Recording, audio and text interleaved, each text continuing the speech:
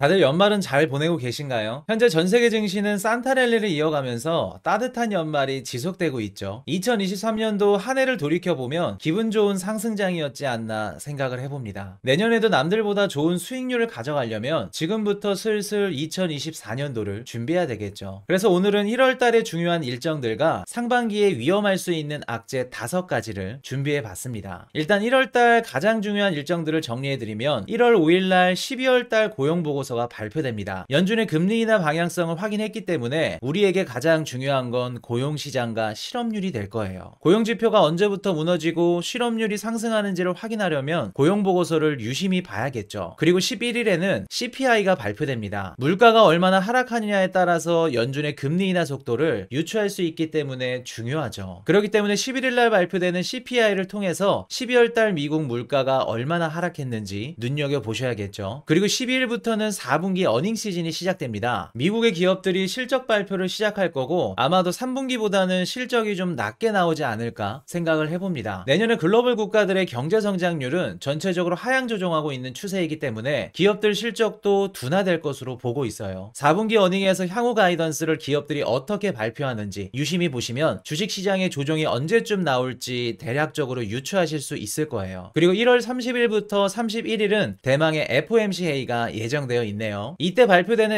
FOMC보다는 3월 19일부터 20일까지 발표되는 FOMC가 사실상 더 중요합니다. 369, 12에 해당하는 FOMC 회의마다 경제 전망과 기준금리에 대한 점도표를 발표하기 때문에 1월보다는 3월 달을 유심히 보셔야 돼요. 자, 그럼 본격적으로 내년 상반기에 위험할 수 있는 악재 5가지를 말씀드려 볼게요. 첫 번째는 장단기 금리 역전입니다. 일반적으로 장기물 채권 금리는 단기물보다 금리가 더 높아야겠죠. 당연히 돈을 오래 빌려주는 입장에서 여러 위험 등을 감안하면 이자를 더 받아야 될 겁니다. 하지만 미래에 대한 전망이 불투명하고 경기에 대한 우려가 커지면 장기금리가 단기금리보다 낮아지기도 합니다. 또한 인플레이션이 상승해서 중앙은행이 금리를 인상할 경우에 단기금리를 끌어올리면서 장기금리보다 단기금리가 더 높아지게 되죠. 이 현상을 장단기금리 역전 현상이라고 합니다. 보통 우리가 알고 있는 금융기관들은 낮은 이율로 단기간에 돈을 빌려서 높은 이율로 다시 그 돈을 장기간 빌려줍니다. 그럼 여기서 마진이 생기겠죠. 이걸 우리는 예대 마진이라고 불러요. 보통 은행들이 예대 마진을 통해 수익을 거두면서 시장의 돈을 유통하고는 하죠. 그런데 반대로 단기 금리가 장기 금리보다 높아지면서 장단기 금리가 역전되면 어떻게 될까요? 금융기관 입장에서 단기 금리가 더 높다면 돈을 빌려줄수록 마진은커녕 손해만 보면서 대출을 줄이게 됩니다. 가뜩이나 중앙은행은 금리 인상에 긴축을 하고 있는데 은행까지 대출이 안 된다면 자금 경색으로 인해 위기가 올 수 있겠죠. 장단기 금리 역전 현상이 이렇게 지속이 된다면 금융기관은 시중에 대출이 불가능해지고 자금 경색이 일어날 수 있어요. 올해 3월 달에 터졌던 유동성 문제가 다시 발생할 수도 있다는 이야기입니다. 두 번째는 재무부의 채권 발행인데요. 10월 30일 미국 재무부는 채권 발행 계획을 발표했죠. 올 4분기에 시장 예상치보다 적은 7,760억 달러치를 발표했는데 7월부터 9월까지 국채 금리가 급등하면서 수급 불안정 문제로 인해 채권 시장이 흔들렸기 때문에 재무부는 채권 발행에 대해 보수적으로 접근을 한 겁니다. 게다가 장기채 발행량은 줄이고 단기채 위주로 발행을 했는데 상대적으로 인기가 많은 단기채를 많이 발행해서 수급 불안정 문제를 잠재우려는 의도였죠. 이 부분이 내년 상반기에 문제가 될 수도 있습니다. 일단 내년 1월 말에 재무부가 4분기 국채 발행 계획을 발표하게 될 텐데 지금 예상하는 발행액은 전분기보다 많은 8,160억 달러입니다. 재무부는 이미 단기 국채를 많이 발행했기 때문에 내년에는 많은 양의 장기 국채를 발행할 수밖에 없어요. 그렇게 된다면 장기 국채의 공급량은 늘어나면서 자연스럽게 금리는 상승할 수밖에 없을 거고요. 올해 7월부터 9월까지 겪었던 금리 급등이 다시 한 차례 나올 수도 있다는 걸 의미합니다. 그렇게 된다면 국채를 보유하고 있는 금융기관들은 채권 가격 하락으로 인해 미실현 손실액이 커지면서 중소형 은행들은 다시 위험해질 수 있을 거고요. 세 번째는 미국의 2차 임시 예산안 종료입니다. 현재 미국의 2024년도 회계 예산안은 임시로 진행되고 있는 상태이기 때문에 내년 1월 19일까지 다시 협의가 돼야만 합니다. 1월쯤에 또 셧다운 기사가 나오면서 시장에 안 좋은 분위기를 형성할 거예요. 사실 양측이 대선 때문에 셧다운이 문제가 될 가능성은 매우 낮아 보입니다. 셧다운보다 더 큰 문제가 있죠. 미국 정부가 올해처럼 재정 공급을 적극적으로 할 수 없는 것이 가장 큰 문제입니다. 현재 미국의 고용시장이 견고한 이유는 정부의 일자리 공급이 큰 비중을 차지하고 있기 때문에 정부의 재정 공급이 줄어든다면 실업률도 같이 상승할 가능성이 높습니다. 네 번째는 지정학적 위기로 인한 물가 반등인데요. 현재 수에즈와 파나마 운하가 정체되면서 국제 유가가 반등하고 있는 상태죠. 추가로 중동 전쟁이 확전된다면 물가는 또다시 상승할 가능성이 높습니다. 그렇게 되면 연준은 금리 인하 방향성을 다시 우회해서 인상하는 방향으로 갈 수밖에 없을 거고, 결국 시장은 하락할 가능성이 높아 보입니다. 물가가 다시 반등하는지 이 부분은 내년 상반기까지 꾸준히 지켜보셔야 됩니다. 마지막으로 다섯 번째는 연준의 긴급대출 프로그램 BTFP의 만기가 내년 3월 달이라는 점입니다. BTFP는 미국의 은행들이 보유하고 있는 채권의 시가가 아닌 액면가 그대로 담보물만큼 전부 연준이 대출해주는 프로그램을 BTFP라고 합니다. 미실현 손실액이 증가하면서 무너질 수 있는 중소형 은행들을 위해서 연준이 만든 제도죠. 근데 이 제도의 만기가 내년 3월 11일까지고 그동안 대출을 했던 은행들은 다시 상환을 해야만 됩니다. 앞에서 말했던 재무부의 국채 발행이나 다른 리스크들과 만약에 겹친다면 중소형 은행들의 위험성은 또다시 발생할 수 있을 거예요. 현재 금리 인하에 대한 베팅이 늘어나면서 미국의 중소형 은행들은 BTFP를 통해 많은 양의 자금을 조달받고 있습니다. 그래프를 보시면 올해 3월달 미국 은행들이 무너졌을 때만큼 대출을 받고 있는 걸 확인하실 수 있죠. 상환이 안 되는 은행들은 뱅크런 가능성이 높고 연쇄적으로 다른 은행들까지도 위험해질 수 있을 거예요. 이렇게 상반기에 위험할 수 있는 악재들을 알아보았는데요. 설령 악재가 터지더라도 가만히 앉아서 보고 있으면 안 되겠죠. 내년에 반드시 조정은 오기 때문에 조정이 왔을 때 과감하게 담을 수 있는 현금을 반드시 준비를 하고 계셔야 됩니다. 아마 많은 투자자분들이 현재 현금보다는 주식이나 코인으로 들고 계실 거라 생각이 됩니다. 현금이 없으신 분들은 내가 매수한 종목이 익절할 수 있는 단계라면 익절하셔서 현금을 늘리시는 것도 괜찮은 방법이라 생각해 봅니다. 개인 투자자들은 항상 시장보다 한 박자 빠르게 대응해야 됩니다. 상승장에서는 욕심을 좀 낮추고 하락장에서는 과감하게 욕심을 내셔야 됩니다. 이런 기본적인 것들만 지켜진다면 남부럽지 않은 수익률을 가져가실 수 있을 거예요. 다들 연말 모임 하시느라 바쁘시죠? 올 한 해 고생 많으셨습니다. 마무리 잘하시고 희망 가득 찬 새해 보내시길 바라겠습니다. 다음이 더 기대되는 좋은 정보로 찾아뵙겠습니다. 지금까지 머니톡톡이었습니다.